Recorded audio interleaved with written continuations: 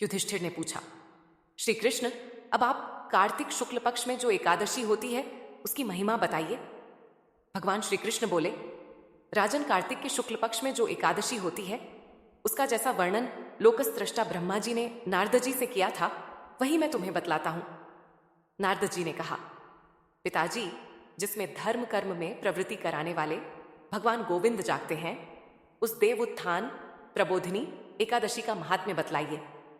ब्रह्मा जी बोले, मुनिश्रेष्ठ, देवोत्थान का महात्म्य पाप का नाश, पुण्य की वृद्धि तथा उत्तम बुद्धि वाले पुरुषों को मोक्ष प्रदान करने वाला है। समुद्र से लेकर सरोवर तक जितने भी तीर्थ हैं वे सभी अपने महात्म्य की तभी तक गर्जना करते हैं जब तक कि कार्तिक मास में भगवान विष्णु की देवोत्थान तिथि नहीं आ जाती। देवोत्थान एकादशी को एक ही उपवास कर लेने से मनुष्य 1000 अश्वमेघ तथा 100 राजसूय यज्ञ का फल पा लेता है।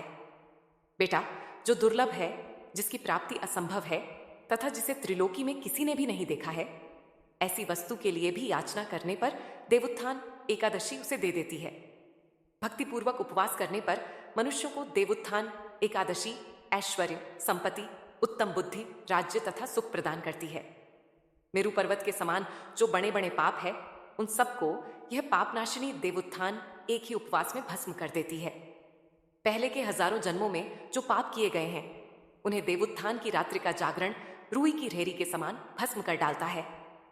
जो लोग देवोत्थान एकादशी का मन से ध्यान करते तथा जो इसके व्रत का अनुष्ठान करते हैं उनके पितर नरक के दुखों से छुटकारा पाकर भगवान विष्णु के परमधाम को चले जाते हैं। ब्राह्मण, अश्वमेघ आदि यज्ञों से भी जिस फल की प्राप्ति कठिन है वह देवोत्थान एकादशी को जागरण करने से अनायास ही मिल जाता है। संपूर्ण तीर्थों में नहाकर सुवर्ण और पृथ्वी दान करने से जो फल मिलता है वह श्रीहरि के निमित्त जागरण करने मात्र से मनुष्य प्राप्त कर लेता है।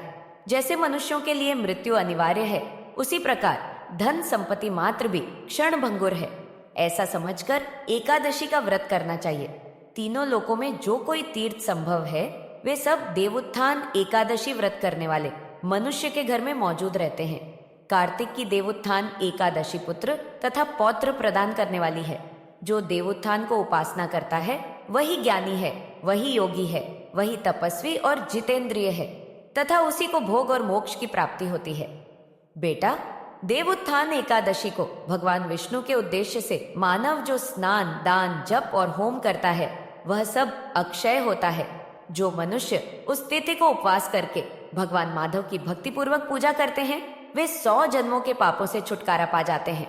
इस व्रत के द्वारा देवेश्वर जनार्दन को संतुष्ट करके मनुष्य संपूर्ण दिशाओं को अपने तेज से प्रकाशित करता हुआ श्री हरि के बैकुंठ धाम को जाता है। देवोत्थान को पूजित होने पर भगवान गोविंद मनुष्यों के बचपन, जवानी और बुढ़ापे में किए हुए 100 जन्मों के पापों को, चाहे वे अधिक हों या कम, धो डालते हैं। जो देवोत्थान एकादशी के दिन श्री विष्णु की कथा श्रवण करता है उसे 7 द्वीपों से युक्त पृथ्वी दान करने का फल प्राप्त होता है। मुनि श्रेष्ठ, जो भगवान विष्णु की कथा सुनकर अपनी शक्ति के अनुसार कथावाचक की पूजा करते हैं उन्हें अक्षय लोक की प्राप्ति होती है। मुनि श्रेष्ठ, कार्तिक की देवोत्थान एकादशी के दिन बहुत से फल फूल, अरगजा और कुमकुम के द्वारा श्री हरि की पूजा करनी चाहिए, क्योंकि उस दिन दान आदि करने से असंख्य पुण्य की प्राप्ति होती है। प्रबोधिनी को जागरण के समय शंख में जल लेकर फल तथा नाना प्रकार के द्रव्यों के साथ श्री जनार्दन को अर्घ्य देना चाहिए। संपूर्ण तीर्थों में स्नान करने और सब प्रकार के दान देने से जो फल मिलता है वही प्रबोधिनी एकादशी को अर्घ्य देने से करोड़ित गुना होकर प्राप्त होता है।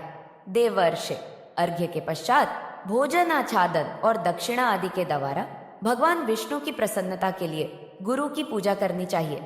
जो मनुष्य उस दिन श्रीमद् भागवत की कथा सुनता अथवा पुराण का पाठ करता है उसे एक एक अक्षर पर कपिला दान का फल मिलता है।